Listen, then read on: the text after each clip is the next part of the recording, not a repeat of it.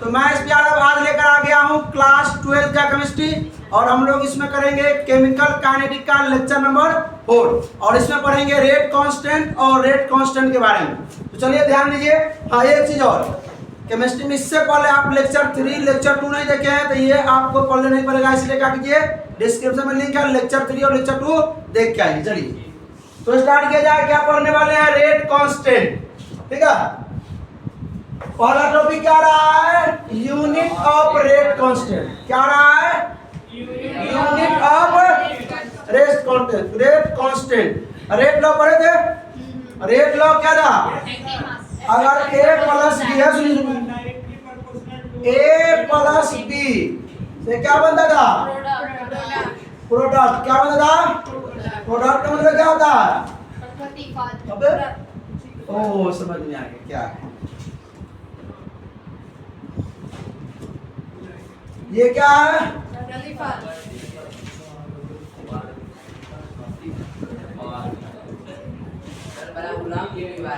सुनो देखो, ये क्या है? A प्लस बी क्या रिएक्टेंट है, ये यहाँ रिएक्शन होगा, ये क्या है?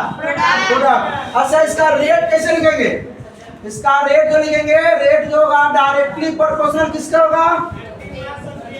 Active mass of reactant. Reactant क्या है? अभिकारक क्या है? अभिकारक क्या? A है और क्या है? इसमें किसी को कोई दिक्कत हो बताइए।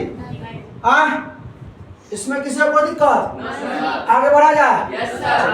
अच्छा, हम इसमें ले सकते हैं x और y स्टोइचियोमेट्रिक कोएफिशिएंट ताकि आसानी से निकाल सके। पावर में क्या हो जाएगा? x और जो स्टोइचियोमेट्रिक कोएफिशिएंट होता है, जो गुणांक होता है, उसको क्या करते हैं हम लोग? पावर में लेते हैं। ये आपका a क्या है? अभिकारक है, b भी अभिकारक है और x क्या है? स्टोइचियोमेट्रिक कोएफिशिएंट है। तो जो रेट होता है, रेट मतलब दर, जो दर होता है वो a और b के क्या होता है? समानुपाती होता है। ठीक है, एक्टिव मास ऑफ रिएक्टेंट के क्या होता है? समानुपाती होता है, प्रोपोर्शनल होता है ना। तो a के पावर x और b के पावर y। कोई दिक्कत? अब देखिए क्या होगा, ये जो प्रोपोर्शनल का साइन हटेगा क्या आएगा? कांस्टेंट आएगा k।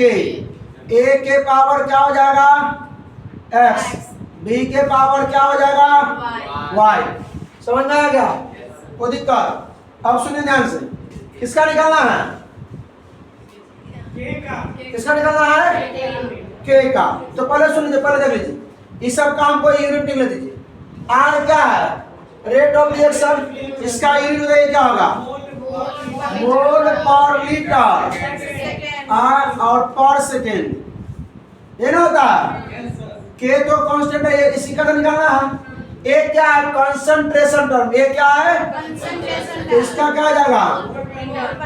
मोल पर पावर में इसका क्या होगा? यूनिट ये भी तो कंसंट्रेशन टर्म है ना भाई, तो मोल पर इसके पावर में। अच्छा, एक चीज मालूम है, जब बेस सेम हो, अगर x के पावर a हो और x के पावर b हो, अगर बेस सेम है तो पावर क्या कर देते हैं? जोड़ देते हैं। तो कुछ लौक रहा है कि यहाँ भी मोल पर लीटर है, यहाँ भी मोल पर बेस जब सेम है तो पावर को जोड़ दीजिए। मोल पर लीटर पर सेकेंड और k इंटू क्या हो जाएगा? मोल पर लीटर। पावर को जोड़ देंगे x प्लस k का मान निकाल लिया जाए। आप k के साथ क्या कर रहा है? ये गुना, उधर जाके भाग में। तो k बराबर क्या हो जाएगा बताइए? क्या हो जाएगा? मोल पर लीटर पर सेकेंड। ठीक है, भाग में क्या आ जाएगा? मोल पर लीटर और x प्लस y को हम क्या लिख सकते हैं? x प्लस y को बता दे, क्या लिख सकते हैं? n। क्या लिख सकते हैं? n। कोई दिक्कत इसमें? आप देखिए, यहाँ भी बेस क्या है? सेम है। और वो तो मल्टीप्लाई में था तो क्या करते? पावर को ऐड करते थे। यहाँ डिवाइड में तो पावर क्या करेंगे? कम करेंगे। तो इसके पावर में क्या है? ना पूछो तो एक है, तो k बराबर क्या? ये दोनों है ना भाई, इसको छोड़ दिए थोड़ा ना, तो क्या हो जाएगा? मोल पर लीटर पावर में 1 और माइनस में n, और क्या आ जाएगा सेकेंड इनवर्स। इतना याद रहेगा क्या? इतना याद रहेगा? ये 2 नंबर में पूछ सकता है और 1 नंबर में पूछ सकता है।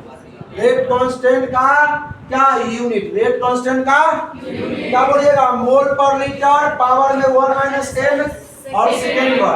और इस जगह पे 1 माइनस n के जगह पे क्या लिख सकते हैं आप लोग? x प्लस y लिख सकते हैं।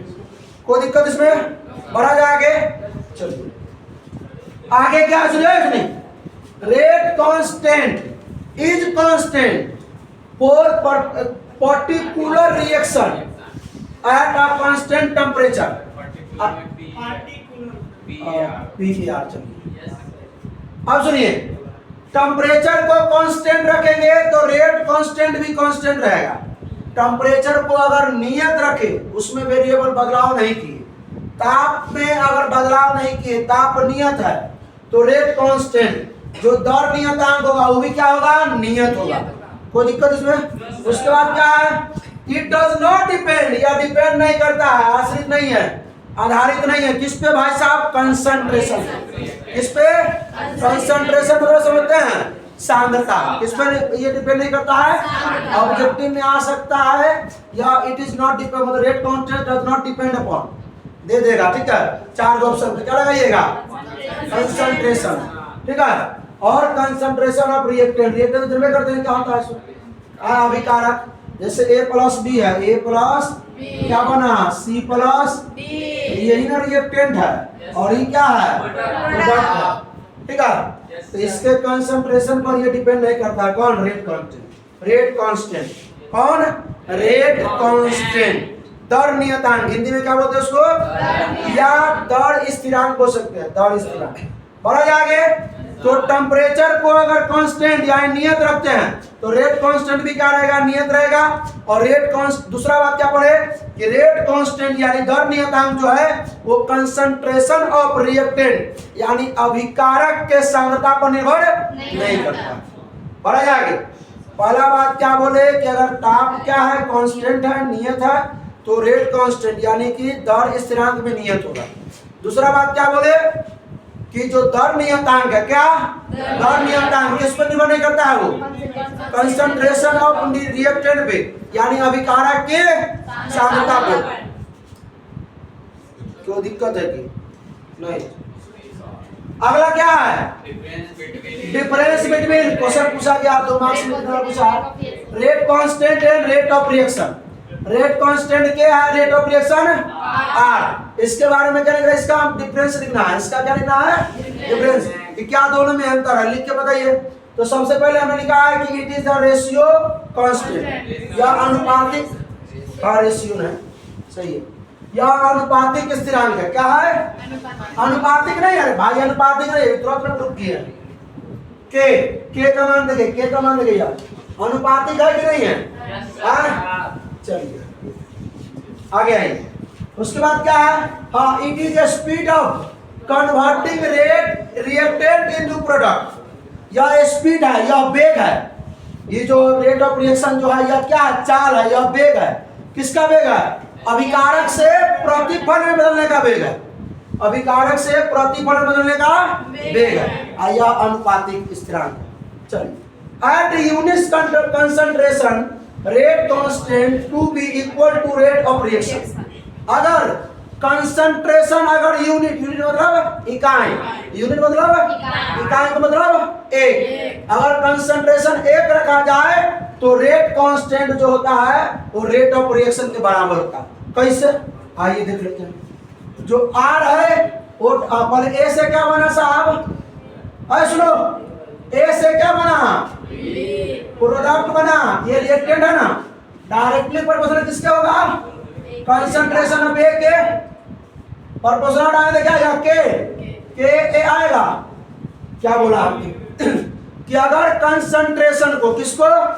कंसंट्रेशन को यूनिट रखते हैं, इकाई रखते हैं, तो जो रेट कांस्टेंट होगा वो रेट ऑफ रिएक्शन के इक्वल होगा।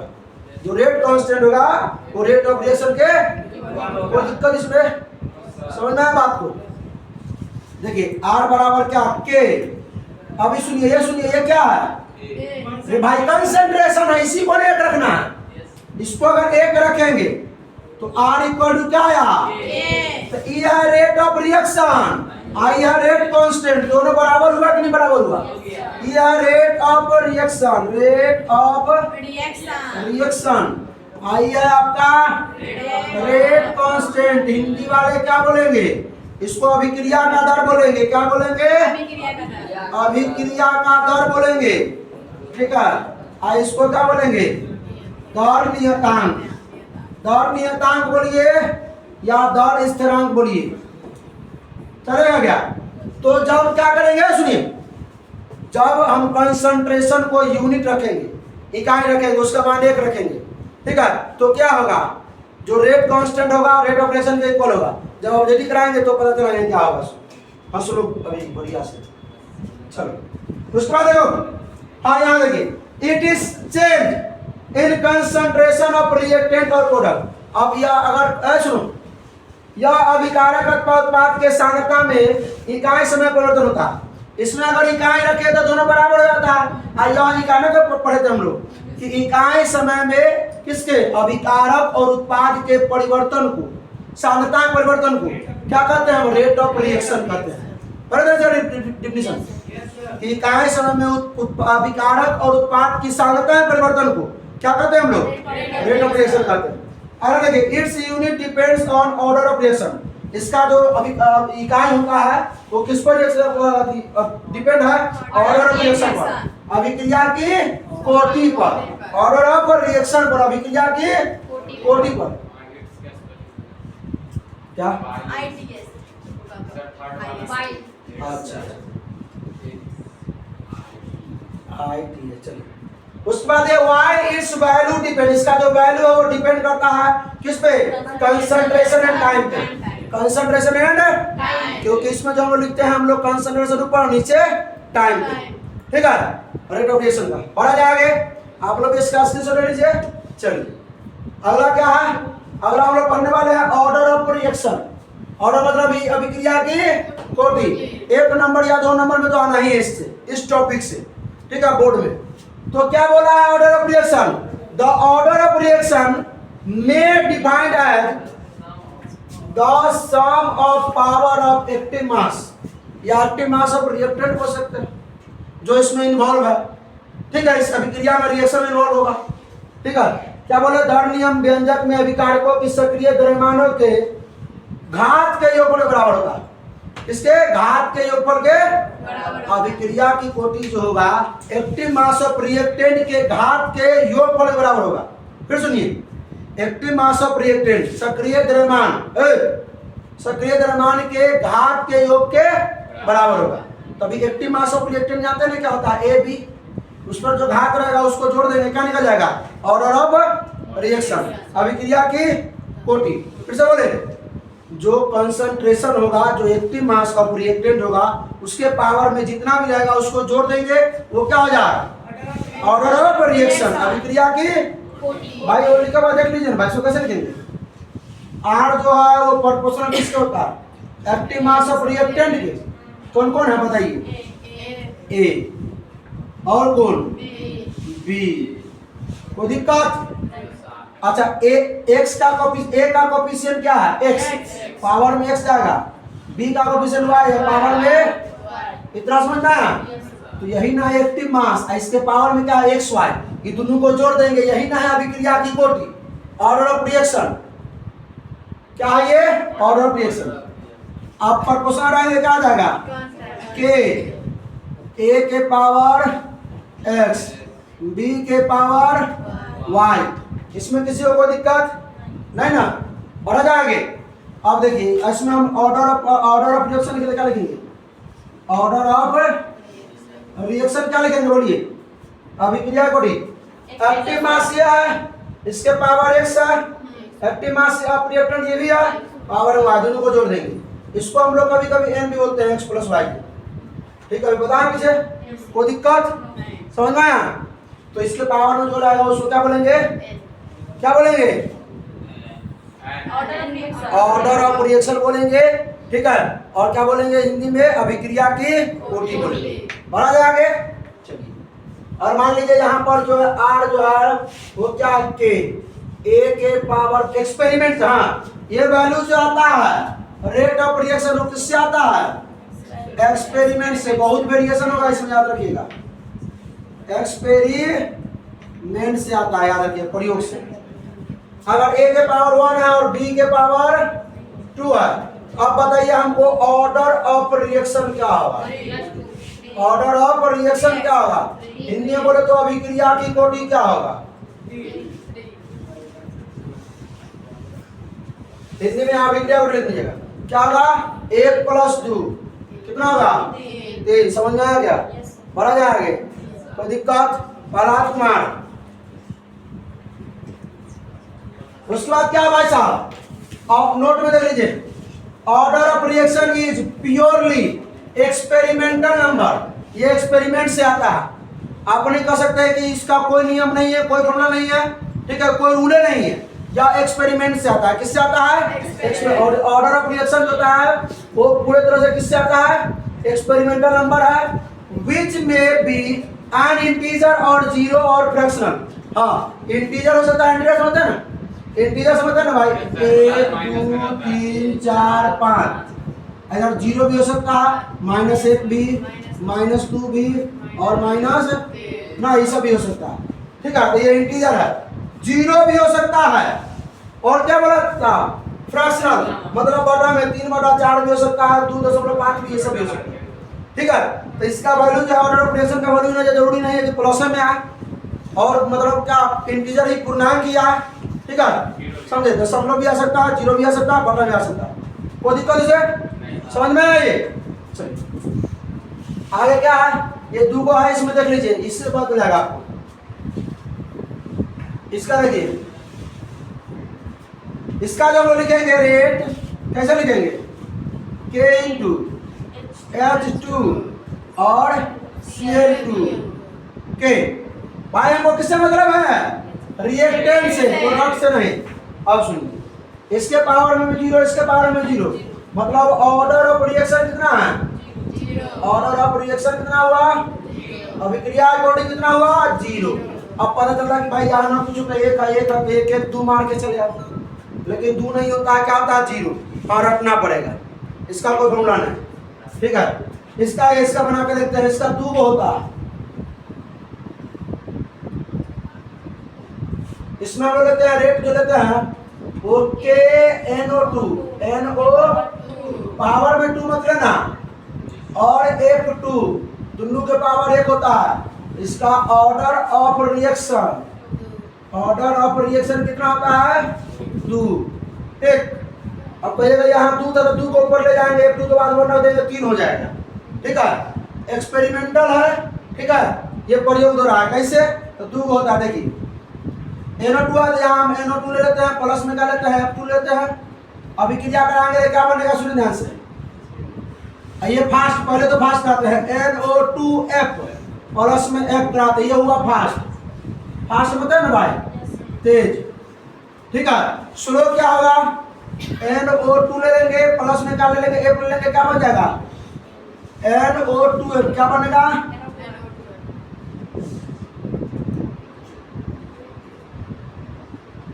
NO2F, क्या बनेगा? NO2F बनेगा। चलो इसको जोड़ के देखिए, कौन कौन जाएगा? F से जाएगा, NO2 2 का बार है? 2 बार, तो 2NO2 हो जाएगा, प्लस में क्या हो जाएगा? F2 हो जाएगा। अब देखिए NO2 का बार है? 2 बार है, NO2F, ठीक है। तो ये नहीं है, सुनिए ध्यान से, ऐसा नहीं है। यहाँ पर देखिए, इसको हम कैसे लिखेंगे? इसको कैसे लिखेंगे? K और NO2, NO आप क्या लिखेंगे? F2, इस पे भी 1, इस पे भी 1। जो ऑर्डर ऑफ रिएक्शन होगा, जो ऑर्डर ऑफ रिएक्शन होगा वो कितना होगा? 2 होगा, समझे? तो इस सबको क्या करना पड़ेगा? याद करना पड़ेगा। अब क्या है? एक्सपेरिमेंट अभी क्रिया में है, तो प्लस तो नहीं कहता है, इसमें से ही घटाएंगे, हाँ, रिडॉक्स रिएक्शन ना पड़े। चल भाई आगे देखिए, आगे का इस सवाल को सोल्व करना आप लोग। एक्सपेरिमेंटल वैल्यू सब दिया हुआ है, इसका ऑर्डर ऑफ रिएक्शन बताइए। ऑर्डर ऑफ रिएक्शन ऐसे लिखेंगे हटेगा।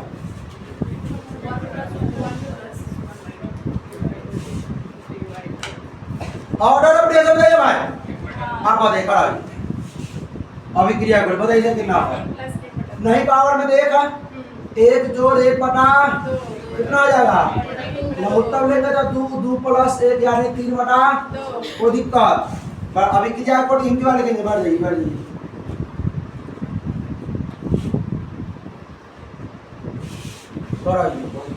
बोलिए किसका ऑर्डर ऑफ बोलिए क्या होगा 2 प्लस कितना होगा आ रहा समझ में समझ में आ रहा पढ़ो ऑर्डर ऑफ रिएक्शन बताइए कितना होगा 5/2 क्या होगा 1/2 प्लस 2 बटा में 1 करेंगे कितना होगा 2 2 कम 2 1 गुना 2 गुना 4 यानी 5/2। ठीक है ये 2 आप लोगों को मिल गया। आप लोग स्क्रीनशॉट लीजिए बना करके रखिएगा कमेंट कर दीजिएगा बहुत ही लाभ मिलता है कम कर दीजिएगा। और आगे आगे ये क्वेश्चन है देखिए ये क्वेश्चन बना के उसके बाद इन करते हैं। इस क्वेश्चन को बना के इन करते देखिए क्वेश्चन क्या है एक्सपेरिमेंट नंबर दिया है 1 2 3 और ए का दिया है ये बी का ये दिया है रेट भी दे दिया है। हमको क्या निकालना है ऑर्डर ऑफ रिएक्शन। ठीक है अभी किया है कोडी मालूम करना है ठीक सॉल्व किया जाए चलिए तो पहले हम क्या लिखते हैं पहले 1 नंबर लिख लेते हैं रेट बराबर पहले 1 का लिखते हैं रेट बराबर क्या आ जाएगा के ए के पावर एक क्वेश्चन ए के पावर में कुछ एक्स मान ले बी के पावर क्या मान लेते हैं वाई यही तो निकालना है यही तो सुनिए 1 में क्या दिया है ए का कितना दिया 1 आर बराबर के इंटू ए का कितना दिया है आर के मान भी दिया है कितना हो 4 और ये 4 दिया है आर का मान ए का 1 बी का 2 1 के पावर x b के पावर 2 के पावर y समीकरण इसको क्या मान लिया जाए। अब दूसरा चले दूसरा में चलते वही लिखेंगे r बराबर के a के पावर x b के पावर तो r का मान 4 ही है के a का मान बताइए 2 b का मान बताइए 2 के पावर y इसको समीकरण चलिए समीकरण क्यों लिखा जाए क्या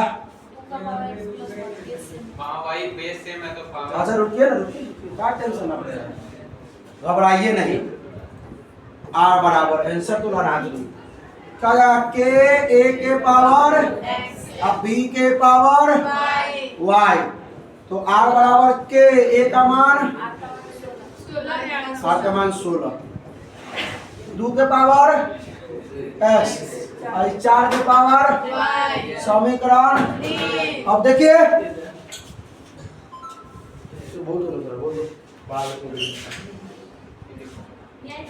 बाहर बैठे इधर उधर खोल दीजिए उधर से आ जाएगी उधर खोल दीजिए चले भाई देखिए ध्यान दीजिए अभी समीकरण 1 2 3 में देखिए कोई कटने वाला है तो काटिए कौन कौन 2 के पावर यहाँ y है 2 के पावर y है लूल हो जाएगा ये 4 से 4 लूल हो जाएगा तो क्या करने का इक्वेशन किसमें 2 में भाग दीजिए किससे 1 से। चलिए पहले 2 लिखिए क्या 4 बराबर के 2 के पावर x 2 के पावर नीचे में क्या 4 समीकरण वही ना अरे और क्या जगह नीचे में इसके ये ना जगह और ये के 1 के पावर x 2 के पावर ये गया अब के से के गया सुने तो ध्यान से क्या जाएगा नीचे बना देते 1 बराबर 1 के पावर x, अरे 1 के पावर कुछ भी रहे उसका मान 1 होता है। 1 के पावर कुछ भी रहे उसका मान, तो 1 के पावर x इसका मान 1 होगा क्या? ये क्या 2 के पावर x, 2 के पावर, अच्छा 1 मिनट। अब कैसे दोनों को काटा जाए ये भी तो मालूम होना चाहिए आप लोगों को कि कुछ भी रहे उसके पावर में अगर 0 हो तो उसका मान कितना होता है? 1। कुछ भी रहे उसके पावर अगर 0 हो, कुछ भी रहे उसके पावर 0, वीडियो खत्म होने के बाद आपसे भेंट करते हैं। कुछ भी रहे उसका पावर अगर 0 हो उसका मान कितना होता है? 1 होता है। तो ये 1 को हम लिख सकते हैं 2 के पावर 0 लिख सकते हैं क्या? आइए 2 के पावर कितना है? बेस से मैं तो उड़ जाएगा, x बराबर कितना आ जाएगा? 0। x का मान निकाल चुका है भाई। अभी क्रिया की कोटि की याद करना है, x प्लस वाई निकालना है आपको, x प्लस वाई निकालना है। अब आइए अब क्या करें? अच्छा इसमें हाँ बोलिए। जैसे आप इक्वेशन 2 को डिवाइड किए 1 से, सर 1 को भी 2 से, हाँ आप 1 दूसरा भाग दीजिए 1 में। सर करिए तो 1 को 2 से। आइए देखिए यहाँ ये 4/4 रहेगा, इसमें कोई दिक्कत किसी को। अच्छा इसको ऊपर ले जाते हैं, 1 के पावर x और 2 के पावर y बटा में ये क्या है? k 2 के पावर x और ये 2 के पावर ये तो पहले लूल हो जाएगा। क्या बचेगा सुनिए, k से k गया, यहाँ 1 है, ऊपर देखिए ऊपर 1 के पावर x से क्या हो जाएगा? 1 और नीचे क्या है? 2 के पावर क्रॉस मल्टीप्लाई कर दिया जाए, इसको यहाँ से कीजिएगा कितना हो जाएगा? 2 के पावर x बराबर क्या हो जाएगा? 1 कम 1। बात तो वही नहीं गया, आ समझ में? चलो इसको मिटा देते हैं, ये जो नहीं कि उससे भाग दे सकते हैं। आगे बढ़िए, अगला क्या है? अब ये 3 और 2 में देखिए, 3 और 2 में हम ये 2 को x पावर में सोलह कर जाएगा, तो क्या करेंगे सुनिए, इक्वेशन 3 में क्या करेंगे? भाग देंगे किससे? सॉरी हाँ वही 3 में भाग देंगे किससे? 2 से भाग दीजिए। देखिए भाग दीजिए यहाँ पे समीकरण क्या? 16 बराबर क्या? k और a के पावर 2 के पावर x और 4 के पावर ये 4 है। बता में यहाँ कितना है? 4 k 2 के पावर x और 2 के पावर चलेगा क्या?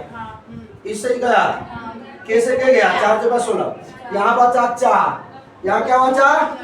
यहाँ बचा देखिए सुनिए ध्यान दीजिए, 4 के पावर y है और यहाँ 2 के पावर y है। इसमें किसी को कोई दिक्कत?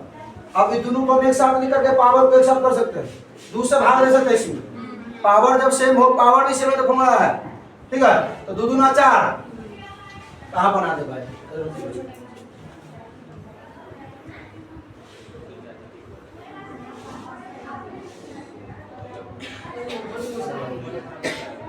क्या क्या हो गया?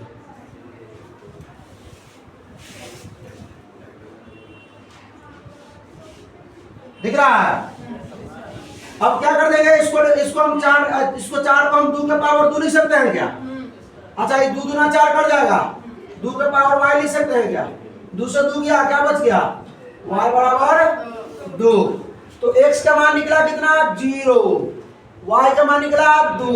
तो अभी क्रिया कोटि कितना हो गया? रेट ऑफ रिएक्शन कितना हो गया? अब क्या करना है आप लोगों को? ये क्वेश्चन दिखाई दे रहा है? हाँ ये क्वेश्चन क्या करना है? खुद से बना के लाना है, बन जाएगा। अच्छा कोई दिक्कत नहीं, आप सॉल्व कर देंगे, बारीक यार बना के देखिए। हाँ बोलिए क्या? हाँ अच्छा सुनिए ना, इसको हम ना काट सकते हैं, आपको कहने का मतलब नहीं काट सकते हैं। आप अगर कहें तो ऐसा कर सकते हैं क्या? आप वही बताइए इसको सिर्फ लेना है भाई, 4 के पावर y है, 2 के पावर y है, कोई दिक्कत? 4 को हम क्या ले सकते हैं? 2 का स्क्वायर पावर में y है, बटा में 2 के पावर y है। ऐसा कर सकते हैं, मैथ के स्टूडेंट ऐसा कर सकते हैं। 2 दूना 4, 2 से y में गुना कर सकते हैं, 2 के पावर हम 2y लिख सकते हैं क्या?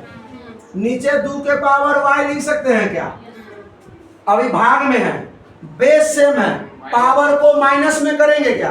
बेस सेम है तो 2 के पावर 2y में से अगर y घट गया, 2 के पावर 2y में से y घट गया तो 2 के पावर y ना होगा, वही ना लिखे हैं। अरे पावर सेम है। अगर मान लीजिए इस प्रकार है, सुनो सुनो सुनो, a के पावर x है, सुनो, गुने b के पावर x है, तो क्या आ जाएगा? x पावर में हम कॉमन ले लेंगे और a गुना b कर देंगे, ठीक है? सुनिए क्या आ जाएगा? पावर कॉमन लेके और a गुना बेस को गुना कर देंगे। ये भी रूल है, घात घातांक क्लास 8 में पढ़ने को मिला। चलिए कोई दिक्कत? इसको हटा दिया जाए क्या? आप वहां पर ऐसे ही बना सकते हो, कोई दिक्कत नहीं है। आप लोग बैक करके स्क्रीनशॉट ले लीजिए, कोई दिक्कत नहीं है। चलिए तो पहले तो इस सवाल का स्क्रीनशॉट लीजिए, ये क्वेश्चन का आप लोग को कमेंट में जवाब देना, ठीक है? चलिए तो भाई इतना ही पहले लेक्चर को खत्म करते हैं, ठीक है? फिर अगले लेक्चर में जल्दी मिलेंगे।